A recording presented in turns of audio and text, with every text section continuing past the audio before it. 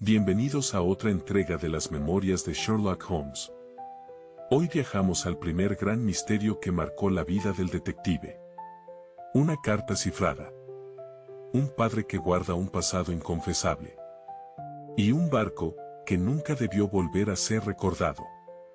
Prepárate para descubrir. El Glorious God, de Arthur Conan Doyle. Capítulo 1. No todos los casos de Holmes comenzaron con una visita inesperada o un telegrama urgente. Algunos, como el que ahora voy a relatar, nacieron en los recodos más silenciosos de la memoria, donde lo olvidado duerme disfrazado de insignificancia. Y, como en este caso, basta con un nombre pronunciado en voz baja para que los ecos despierten y vuelvan a sacudirlo todo. Fue en los primeros días de marzo cuando Holmes, tras una jornada sin sobresaltos, tomó entre sus manos un viejo volumen encuadernado en cuero y me dijo, casi con desgano, ¿te he contado alguna vez el caso que me hizo comprender que la deducción no era una afición, sino un arma? Lo miré con interés. En nuestra amistad, muchas historias se habían compartido. Pero esa no me sonaba. No lo creo. ¿Cuál fue? Se llamaba el Glorious God, respondió. Y todo comenzó mucho antes de que nos conociéramos. Se levantó, cruzó la habitación y sacó de un estante una caja de madera envejecida. Al abrirla, un olor a papel antiguo se mezcló con algo más tenue, el perfume de los secretos. Fue mi primer caso. Y también mi primera advertencia de que la verdad no siempre redime. A veces, condena. Se sentó de nuevo. Sacó una hoja doblada, amarillenta por los años. La colocó sobre la mesa, sin abrirla. En la universidad, conocí a un joven llamado Victor Trevor. De carácter vivaz, leal, con un sentido del humor peculiar. Nos hicimos amigos sin demasiado esfuerzo. Él era mi opuesto, yo pasaba los días entre libros y química, él, entre perros, deportes y paseos a campo abierto. Una tarde me invitó a pasar unos días en su casa de Norfolk. Un lugar apacible, rodeado de robles y silencio. Acepté, más por cortesía que por deseo. Pero fue allí, donde todo comenzó. La finca de los Trevor era amplia, de piedra antigua, con un aire de estabilidad que parecía estar por encima de las tormentas del mundo. El señor Trevor, su padre, era un caballero de rostro bondadoso, aunque reservado. No hablaba mucho. Y cuando lo hacía con la precisión de quien ha aprendido a no decir más de lo necesario. Durante los primeros días, todo transcurrió con la placidez propia de los hogares sin urgencias. Hasta que, una tarde, llegó un visitante. Un hombre alto, de barba desordenada, ojos hundidos y piel curtida por el mar. Vestía ropas modestas, aunque limpias, y sus botas llevaban todavía polvo del camino. No ofreció su nombre. Solo pidió ver al señor Trevor. Lo anunciaron. El mayordomo desapareció por el pasillo. Y cuando regresó, su rostro había perdido todo color. El señor Trevor no puede recibirlo, dijo. Está indispuesto. El visitante no discutió. Solo dejó una carta, se volvió, y se marchó en silencio. Pero en el momento en que su figura cruzó el umbral, escuché un grito ahogado desde el interior de la casa. Corrí junto a Víctor. Su padre yacía desplomado en el salón. Pálido. Inmóvil. La carta, aún sin abrir, estaba sobre el suelo. Llamamos al médico. Dijo que había sido una apoplejía leve. Pero yo sabía que no era solo física. Esa noche, mientras todos dormían, tomé la carta. No por curiosidad, sino por instinto. No contenía más que una frase, el Glorious God ha salido del puerto. Pronto sabrán todos que llevaba a bordo. Holmes guardó silencio. Su mirada había perdido la distancia. Estaba allí, pero también en Norfolk, 20 años atrás, frente a un hombre que acababa de ser alcanzado por una verdad que había enterrado con todo cuidado. Desde ese día, dijo por fin, supe que no hay crimen más poderoso que el que se comete en silencio. Y que, a veces, lo que se intenta olvidar, es lo que termina matándonos. Capítulo 2.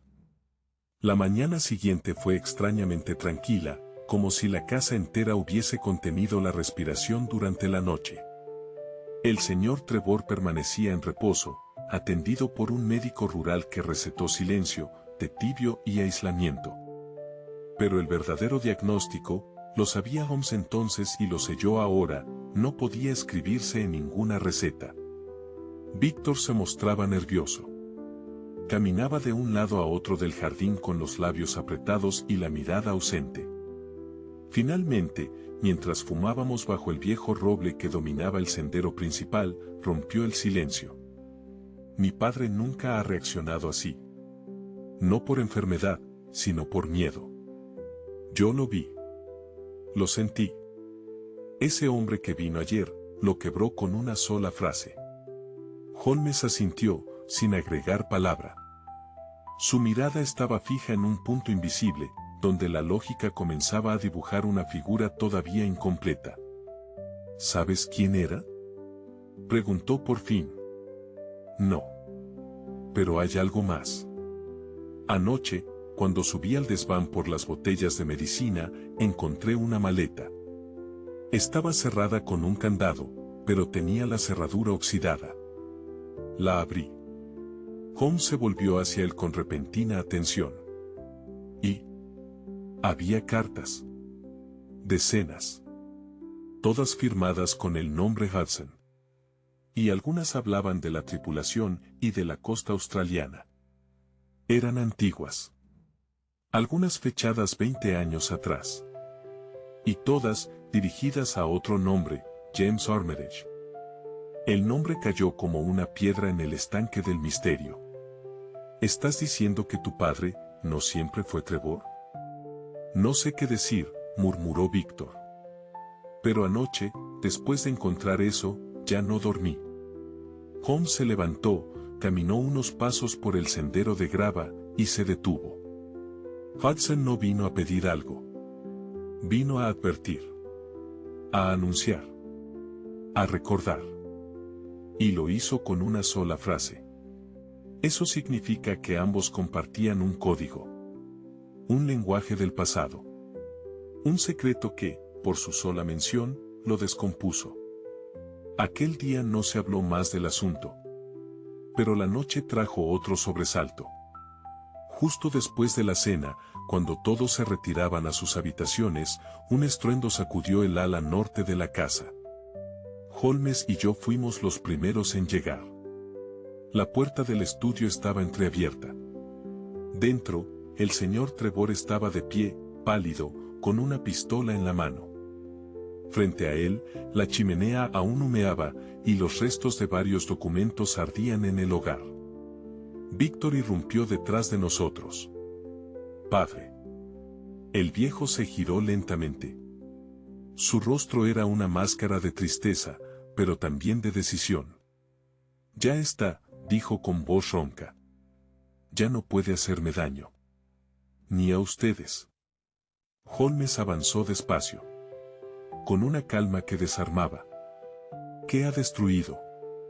Cartas. Recuerdos. Lastres, respondió. Cosas que nunca debieron sobrevivir. Holmes se acercó más. ¿Y Hudson? El señor Trevor tembló. Luego bajó la pistola, y se derrumbó en el sillón. Hudson no ha terminado. Él nunca olvida. Nunca olvida. Esa noche nadie durmió.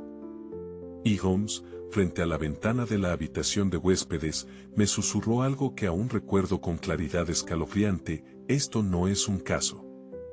Es una confesión que aún no se atreve a nacer. Capítulo 3.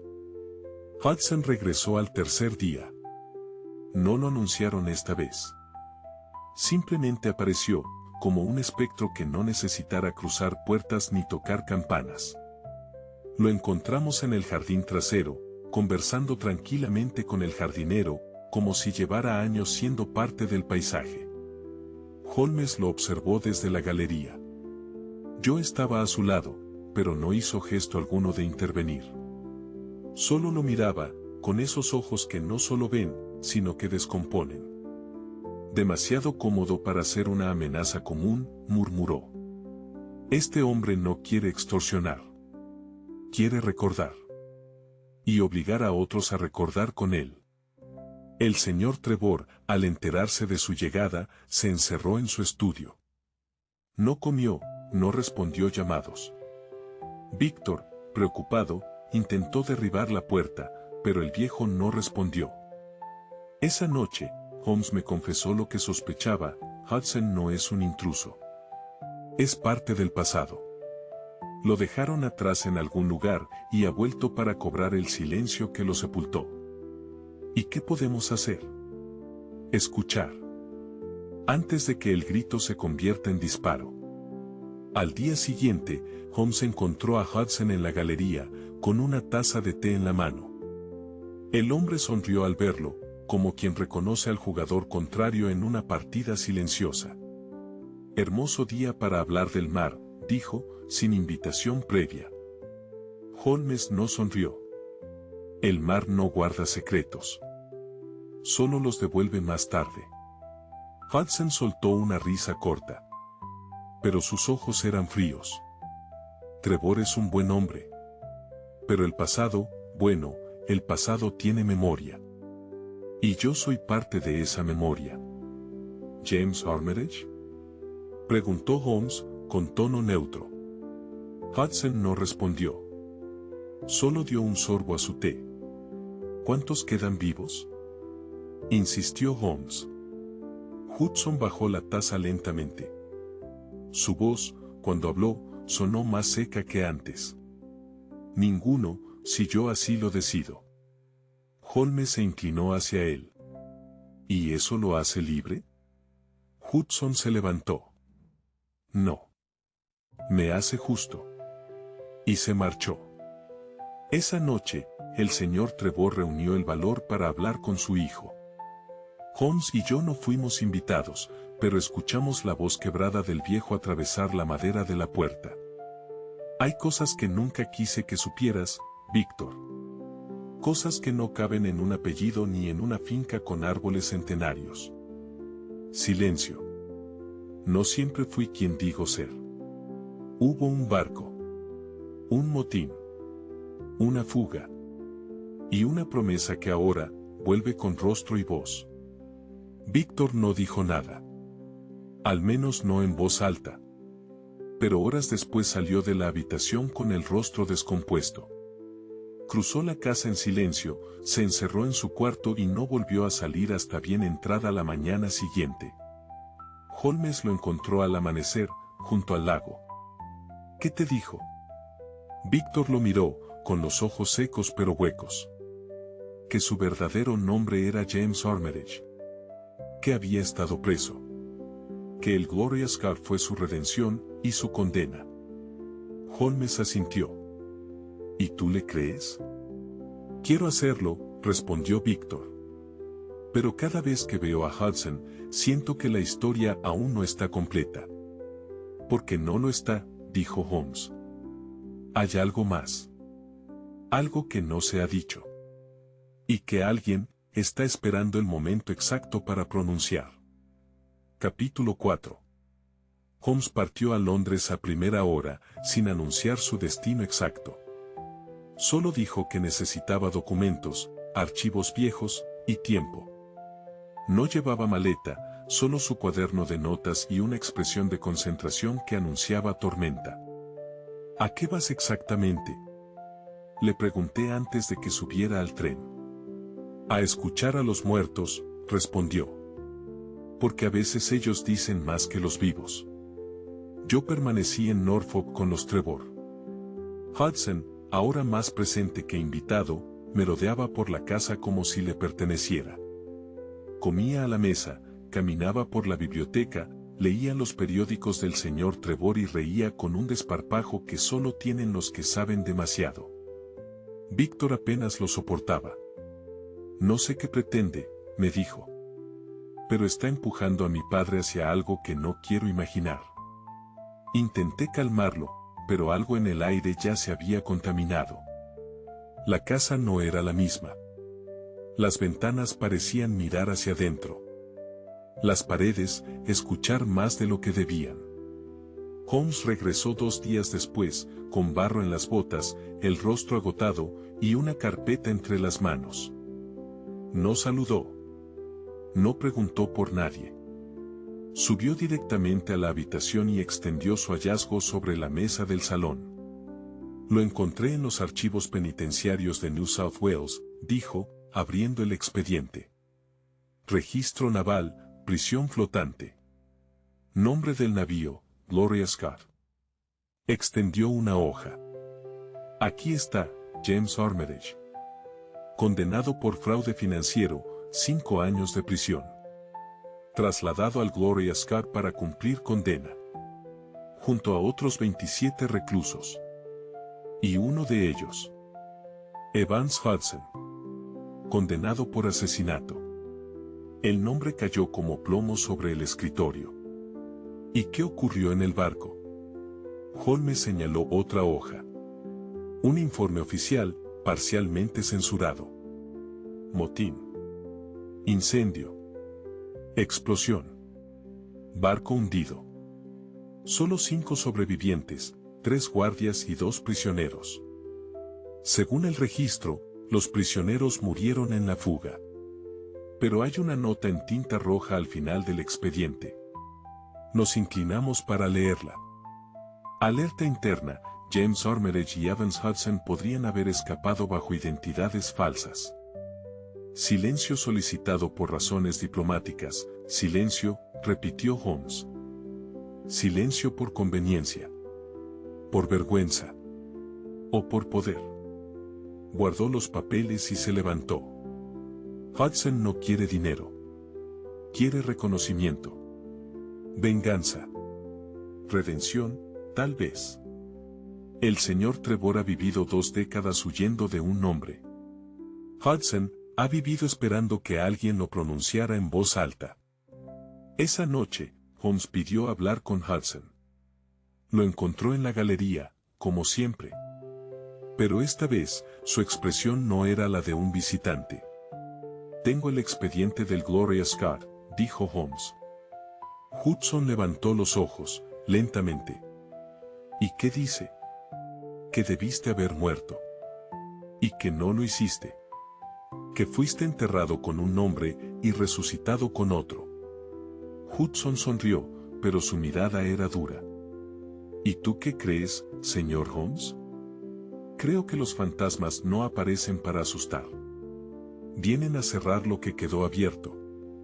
Hudson dejó la taza sobre la barandilla y se giró hacia el jardín. No quiero dinero, dijo. Ni justicia. Solo quiero que sepa, que lo recuerdo. Que no lo olvidé. Que cuando yo flotaba entre cadáveres y fuego, él saltó por encima de todos para salvar su pellejo. Holmes se mantuvo en silencio. Y ahora, continuó Hudson, lo único que quiero es que lo diga. Que lo diga con su voz. Que admita quién fue. Que su hijo lo sepa. No por castigo. Por verdad. ¿Y si no lo hace? Hudson lo miró, con los ojos rotos. Entonces me iré. Y dejaré atrás la única oportunidad que tenía, de no convertirme yo también en un monstruo. Capítulo 5. El día amaneció con un aire contenido, como si el cielo mismo presintiera que algo importante, y posiblemente irreparable, estaba por suceder. Holmes no dijo palabra durante el desayuno. Hudson tampoco. Solo Víctor hablaba, pero como quien lo hace para evitar que el silencio se cierre del todo sobre la garganta. Al terminar, Holmes se levantó y con voz firme, una voz que parecía empujar el tiempo hacia adelante, dijo, esta tarde, todos nos reuniremos en la sala del piano. El señor Trevor, Hudson, Víctor y nosotros. Es momento de que todo lo que fue enterrado salga a la luz. El reloj marcó las 5 cuando entramos. Hudson ya estaba allí, sentado en el sillón más cercano a la ventana, con una calma que desafiaba la tensión en el aire. Víctor estaba de pie, rígido. Yo me coloqué a un lado, junto a la chimenea apagada. Holmes esperó unos segundos, y finalmente entró el señor Trevor. Caminaba despacio, con un bastón, el rostro ceniciento y los ojos secos, como si ya hubiese llorado todo lo que debía llorarse en otra vida. Holmes tomó la palabra, sin rodeos. Señor Trevor, dijo, he leído el informe del Gloria Scott. Sé quién era usted. Sé quién era Hudson. Y sé lo que ocurrió en aquel barco. Pero no estoy aquí para juzgarlo. Ni siquiera para defenderlo. Estoy aquí porque este silencio, finalmente, ya no puede proteger a nadie. Trevor no se inmutó. Solo levantó los ojos, lentamente, y los posó sobre Hudson. Pensé que habías muerto, dijo, en voz baja. Hudson no respondió al principio. Luego, con una voz que no era de reproche, sino de agotamiento, dijo, todos morimos ese día, Jem. Algunos solo tardamos más en darnos cuenta. Trevor se sentó. El bastón cayó al suelo sin que nadie se moviera para recogerlo. Víctor, dijo.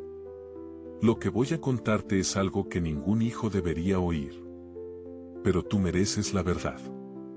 Porque si no la digo yo, la dirá otro. Y peor aún, la inventará. Se tomó un momento. Luego empezó. Hace más de 20 años, fui condenado por un fraude en una compañía comercial del puerto de Liverpool. Nada heroico. Solo ambición mal calculada. Me enviaron a Australia, a bordo del Gloria Scott. Íbamos encadenados, como bestias. El calor, el hedor, la desesperación, se mezclaban en cada respiración. Hudson bajó la cabeza. Yo era joven.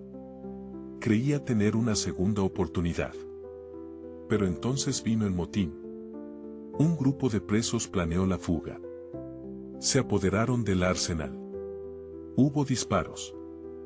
Incendios. El barco estalló desde dentro. Nadie debía sobrevivir. Pero Hudson y yo sí lo hicimos. Nos escondimos en los restos flotantes durante 2 noches. Hasta que nos recogió un barco de carga noruego. Víctor se apoyó en la pared. Su rostro estaba rígido, pero no incrédulo.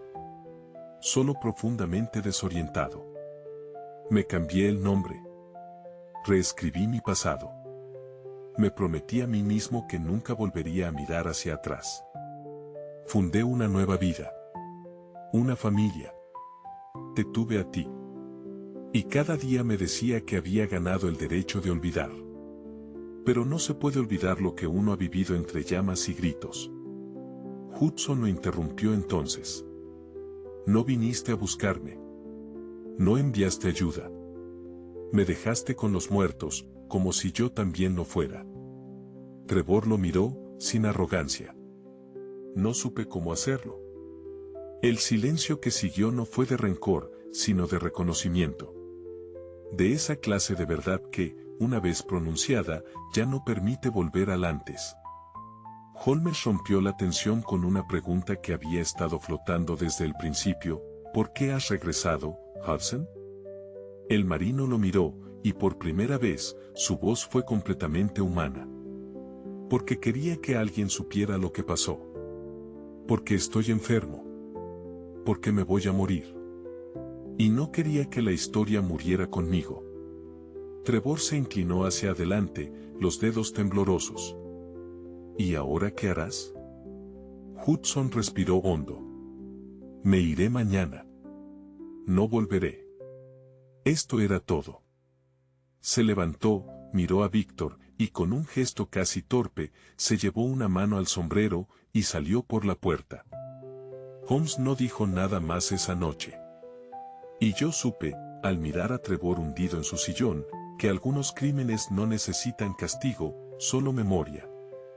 Capítulo 6.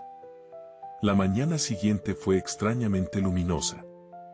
El cielo de Norfolk amaneció sin una nube, como si la naturaleza misma quisiera conceder un respiro tras la tormenta emocional de la noche anterior. Pero en la casa de los Trevor, la luz no bastaba para disipar la tensión. Hudson había desaparecido. El mayordomo aseguró que había salido antes del amanecer, sin equipaje, sin despedida. Solo una carta, cuidadosamente doblada, quedó sobre la mesa del comedor, dirigida al señor Trevor. Holmes la abrió con delicadeza. No había amenazas. Ni culpas. Solo una frase: he dicho lo que debía decir. Ahora ya no soy necesario. Cuida de él. Él no tiene la culpa de lo que fuimos. Víctor reconoció la letra. Se ha ido. Sí, dijo Holmes. Pero no huyendo. Ha cerrado su círculo. Y ahora, se ha devuelto al silencio del que emergió. El señor Trevor no habló. No preguntó. Solo pidió estar solo en su estudio durante el resto del día. Nadie lo vio salir, ni comer, ni moverse siquiera de su sillón de respaldo alto. Pero fue en ese silencio donde comenzó el verdadero desmoronamiento. Esa tarde, Holmes y yo dimos un paseo por el bosque contiguo a la finca. Caminamos en silencio durante un buen trecho, hasta que él se detuvo al borde de un claro, donde los robles proyectaban sombras como dedos largos sobre la hierba. Este caso es distinto, Watson, dijo finalmente. Lo es, asentí. No hay justicia aquí. No en el sentido habitual. Nadie irá a prisión. Nadie será condenado. Pero aún así, algo fue destruido. Y algo fue salvado. Me volví hacia él. ¿Qué fue lo que se salvó? Holmes lo pensó un instante antes de responder. La verdad. Que puede doler, pero también libera. Hudson podría haber chantajeado, denunciado, vengado. Pero eligió testimoniar. Y eso, dijo con tono grave, lo convirtió en algo más que una víctima. Lo convirtió en un testigo. Regresamos a la casa al anochecer. El aire se había vuelto más fresco, y el cielo comenzaba a teñirse de rojo por el oeste. Fue entonces cuando oímos el golpe seco. Un estruendo. Un ruido sordo, como el derrumbe de una estatua por dentro. Corrimos hacia el estudio. Víctor llegó primero. La puerta estaba cerrada por dentro. Holmes la forzó de un empujón. El señor Trevor yacía en el suelo. Un vaso de cristal roto a un lado. Una carta sobre el escritorio. No había sangre. Ni disparos. Ni veneno aparente. Pero la expresión de su rostro lo decía todo. El peso del pasado, al fin, había cobrado su precio. Víctor cayó de rodillas junto a su padre. Le tomó la mano. Estaba fría. Holmes se acercó a la carta, pero no la leyó. La dobló con cuidado, y la entregó al hijo. Es para ti. Víctor tardó en abrirla. Cuando lo hizo, sus ojos se llenaron de lágrimas contenidas. Dice, que lo siente. Que no quiso que nada de esto pasara. Que me ama. Que nunca dejó de ser mi padre, aunque llevara otro nombre. Yo me aparté un poco, para que pudiera llorar en paz. Holmes miró por la ventana abierta. Y por un momento, solo por un instante, parecía más viejo que nunca. A veces, Watson, la redención llega tarde. Pero no por eso deja de ser necesaria. Capítulo 7. El funeral fue modesto. El sol de primavera bañaba la colina donde reposarían los restos del señor Trevor, y el viento agitaba suavemente los sauces como si quisiera decir adiós sin palabras. Nadie más que nosotros tres asistió, Víctor, Holmes y yo. Ni discursos. Ni flores exuberantes. Solo el silencio, interrumpido por el crujido de la tierra al cerrarse sobre el pasado. Víctor no lloró durante la ceremonia. Lo hizo después, en la sala de lectura, con una de las cartas de su padre aún entre las manos. Lloró sin estridencias. Lloró como lloran los que aman a pesar del desconcierto. Lo perdono, dijo. Pero aún no entiendo del todo quién fue. Holmes se acercó a él con inusitada suavidad. No necesitas entenderlo todo para perdonarlo. A veces basta con saber que lo intentó. Unos días después, dejamos Norfolk. Víctor decidió quedarse un tiempo en la finca, poner en orden los papeles y replantearse su futuro. Holmes y yo volvimos a Londres, pero no directo a Baker Street. El tren se detuvo en Cambridge, donde Holmes descendió con expresión decidida. «Quiero mostrarte algo», me dijo. Lo seguí hasta el antiguo campus donde él había cursado sus estudios. Cruzamos los patios empedrados, saludamos a algunos viejos profesores, y finalmente llegamos a una pequeña sala de lectura que olía a madera vieja y tinta seca. Allí, Holmes pidió acceso a los archivos personales que había donado tras graduarse. De entre ellos, sacó un cuaderno. El primero de todos. Lo abrió. En la primera página, escrito con letra firme, se leía, Caso Trevor // el Gloria Scott. Este, dijo, con un brillo extraño en la mirada, fue mi primer caso. No oficial. No remunerado. Pero fue el primero en el que vi con claridad que lo que otros llamaban curiosidad, en mí era otra cosa. Una compulsión. Una necesidad. Pasó las páginas. Diagramas. Listados de fechas. Análisis de comportamiento. Hipótesis. Aquí es donde entendí que la lógica puede llegar a donde la emoción no se atreve. Lo cerró con lentitud. Ese hombre, James Armitage, me enseñó algo que ningún maestro pudo darme, que incluso una vida reinventada no puede escapar de su origen. Caminamos por los pasillos de piedra hasta la capilla, donde los nombres de antiguos alumnos estaban tallados en placas de bronce. ¿Sabes qué me inquieta, Watson?, preguntó Holmes mientras se detenía frente a una ventana gótica. ¿Qué? Que este caso me enseñó a desconfiar de la apariencia, pero también a no despreciar el arrepentimiento. Armitage no fue un criminal cualquiera. Fue un hombre que se esforzó, cada día, por no volver a serlo. Y Hudson fue la herida que nunca terminó de cerrarse. Nos sentamos en un banco del claustro. La luz filtrada por los vitrales pintaba el suelo con colores tenues. Desde entonces, continuó Holmes, cada caso que he tomado lleva una sombra de este primero.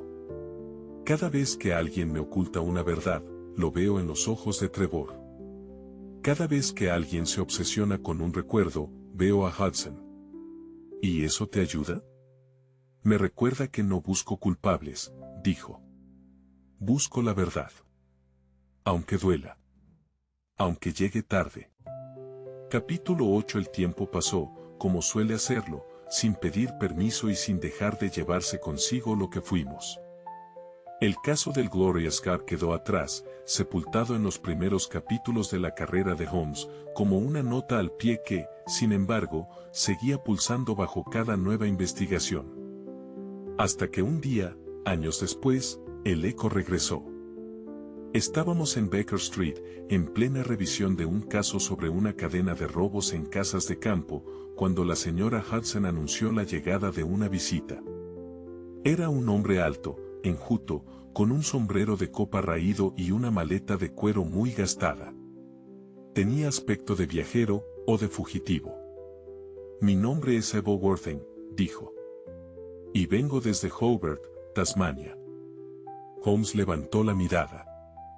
La simple mención de Tasmania bastó para devolverle, por un instante, la expresión que llevaba cuando hablaba del Gloria Scott. ¿En qué puedo ayudarle, señor Worthing? El hombre pareció dudar. Luego sacó un documento, doblado muchas veces, y lo puso sobre la mesa. Creo que esto le resultará familiar. Holmes lo desplegó. Era un viejo manifiesto naval. Y allí, entre los nombres tachados y las fechas borradas por la humedad, estaba de nuevo, Evans Hudson. ¿Dónde encontró esto? Lo tenía mi abuelo. Era contramaestre en un barco mercante. En sus últimos años escribió un diario que jamás mostró a nadie. Tras su muerte, encontramos una caja con papeles y esta hoja entre ellos. El diario hablaba de un hombre que había cambiado su rostro, pero no su culpa. ¿Hudson? No. Otro. Holmes frunció el ceño. ¿Quién? Un tal Hollis Grant. Según el diario, él también iba en el Gloria Scott. No constaba en las listas. Fue añadido a último minuto. Y sobrevivió al motín. Se ocultó durante décadas en las colonias. Pero antes de morir, confesó todo en esas páginas. Holmes hojeó los fragmentos traducidos por Wersing. Una frase subrayada le heló la sangre: no fue el fuego el que hundió el Gloria. Fue lo que llevábamos dentro. La muerte fue una elección. Pero algunos, como yo, supimos nadar mejor que otros. Esto cambia todo, murmuró Holmes. Hudson no era el único testigo. Había otro. Uno que cayó hasta el final, y ahora, al morir, se ha unido al coro de los que ya no pueden ser ignorados. Pasamos horas revisando los textos. Hollis Grant hablaba de un tercer prisionero implicado en la planificación del motín. Un hombre conocido solo como el escriba, por su habilidad con las falsificaciones. Grant aseguraba que este hombre fue quien ideó la carta que llegó a manos de Trevor, la que lo hizo caer al suelo aquella tarde fatídica. ¿Una carta firmada con tinta de los muertos? Pregunté. No, dijo Holmes. Una carta escrita por alguien que aún estaba vivo, y que quería asegurarse de que su sombra seguiría haciendo temblar a los vivos. Esa noche, Holmes escribió al gobierno de Nueva Gales del Sur, solicitando registros antiguos del penal de Norfolk Island. También redactó una carta a Victor Trevor, a quien no había visto en años. ¿Le contarás lo que hemos sabido? No, respondió. Solo le diré que el pasado, a veces, muere en paz. Pero otras veces, respira bajo tierra hasta que alguien lo llama por su nombre. Me quedé pensando en esa frase. En cómo el Gloria Scott, un barco que se hundió décadas atrás, seguía lanzando tablas a la superficie. Tablas de memoria. De advertencia. Y supe entonces que, para Holmes, aquel caso nunca estuvo cerrado del todo. Capítulo 9. La respuesta desde Nueva Gales del Sur llegó 15 días después, sellada con un timbre oficial y un sobre con olor a humedad y burocracia. Holmes lo abrió con manos tensas, como si supiera, no esperara, que dentro se escondía la pieza que cerraría un puzzle que llevaba años abierto. Dentro del sobre había un listado. Prisioneros asignados al Gloria Scott por orden extraordinaria del gobernador. Nombres no incluidos en los registros iniciales. Holmes lo pasó con rapidez hasta llegar a uno, Grant, Hollis. Delito, falsificación gubernamental. El escriba existía, dijo con voz grave. Y si Hollis Grant fue quien escribió la carta que derrumbó al señor Trevor, entonces esa carta no fue solo un mensaje, fue una llave. Una señal acordada entre los pocos que sobrevivieron. Y Hudson solo fue el mensajero. ¿Y quién la activó? Pregunté. ¿Quién envió a Hudson después de tanto tiempo? Holmes no respondió de inmediato. Caminó hasta la ventana. Afuera, Londres vibraba en su danza indiferente. Carruajes, vendedores, humo. Todo seguía. No lo sabemos aún, dijo finalmente. Pero estoy convencido de que hay alguien más. Alguien que nunca se mostró. Un sobreviviente que no escribió diarios, ni cartas, pero que supo dónde golpear. Una semana después, Dr. Trevor respondió a la carta de Holmes. Su tono era sereno, aunque el dolor seguía entre líneas. He rehecho mi vida lejos de Norfolk. No quise vender la casa, pero ya no vivo allí. Hay cosas que no pueden evitarse después de ciertas verdades. Agradezco tu carta. No necesito saber más. Ya entendí lo que debía, que la verdad, por cruel que sea, siempre es mejor que la incertidumbre. Holmes dobló la carta sin expresión. Él está en paz, dijo. Pero yo aún tengo una pregunta que nadie ha respondido. ¿Cuál? Holmes encendió su pipa. Sus ojos, por un momento, fueron los de aquel joven estudiante de universidad, aún sin fama, aún sin cicatrices. ¿Por qué ahora? Susurró. ¿Por qué ese día, esa carta, ese visitante? ¿Por qué no años antes? ¿O después? ¿Qué los movió a romper el silencio? Me quedé sin respuesta. Pero entonces, Holmes sacó de su cajón una carta vieja. No estaba fechada. No tenía remitente. Solo decía, hay nombres que merecen descanso, y otros que necesitan ser recordados para no repetirse. Yo fui parte del Gloria Scott. Pero no quiero ser parte del olvido. Holmes la leyó en silencio una vez más. Luego la guardó. Puede que nunca sepamos quién fue el último sobreviviente. Pero esa carta cerró el círculo. Nos recordó que, incluso cuando el crimen queda impune, la memoria puede ser justicia. Nos quedamos en silencio largo rato. ¿Crees que este caso te cambió? Me atreví a preguntar. Holmes asintió lentamente. Este caso me hizo. Antes de él, la deducción era un juego. Después, fue necesidad. El Gloria Scott me enseñó que bajo cada apariencia hay una historia, y que no todos los culpables son monstruos, ni todos los inocentes, héroes. Capítulo 10. Pasaron los años, y el nombre del Gloria Scott se fue diluyendo en la memoria de quienes nunca lo conocieron. Solo para unos pocos, muy pocos, seguía significando algo más que un naufragio olvidado, significaba origen, carga, redención o castigo. Holmes nunca volvió a mencionar abiertamente el caso. Y sin embargo, cada vez que alguien tocaba a nuestra puerta con un pasado que no quería ser contado, yo lo veía, ese leve endurecimiento en su mirada, esa pausa antes de preguntar cómo puedo ayudarle. Porque él sabía, mejor que nadie, que los peores crímenes no se ven, se arrastran. Una tarde, ya con el sol de otoño desdibujando los contornos de Baker Street, me atreví a sacar el cuaderno donde Holmes había registrado su primer caso. Lo había guardado durante años sin tocarlo, como si temiera que al abrirlo todo regresara. Leí cada página. Los nombres. Las fechas. Los pequeños croquis dibujados a mano.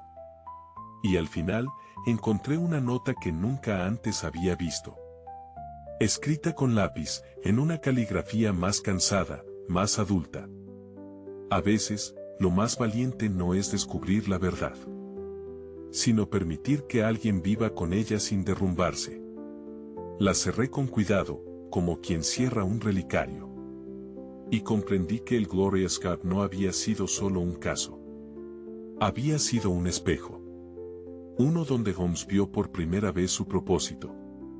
Y donde yo, muchos años después, entendí el suyo. Hudson desapareció de los registros. Nunca volvió a saberse de él. Algunos dicen que murió en la costa, otros que cambió de nombre y vivió como pescador en algún rincón de Irlanda. Holmes nunca investigó más allá. Me dijo una vez, simplemente, hay sombras que, al alejarse, merecen no ser perseguidas. Víctor, por su parte, reconstruyó su vida lejos del apellido Trevor. Cambió de nombre, abrió una librería en una ciudad pequeña y escribió un libro, nunca publicado, donde hablaba del mar, de su padre, y de cómo la verdad puede doler, pero también puede limpiar. Y Holmes siguió resolviendo misterios. Pero cada vez que un caso lo tocaba más de lo debido, cada vez que lo veía salir de la habitación con un rostro pensativo y un silencio más largo que lo habitual, yo sabía que había regresado, aunque fuera solo un instante, Al Gloria Scar. Allí donde comenzó todo. Donde comprendió que no todas las heridas se curan, pero sí pueden dejar de sangrar. Gracias por acompañarnos en esta entrega de las memorias de Sherlock Holmes. Si esta historia te conmovió tanto como nos conmovió narrarla, te invitamos a suscribirte, dejar tu me gusta y compartir el misterio. Aún quedan muchos enigmas por resolver. Y cada uno nos acerca un poco más a la verdad.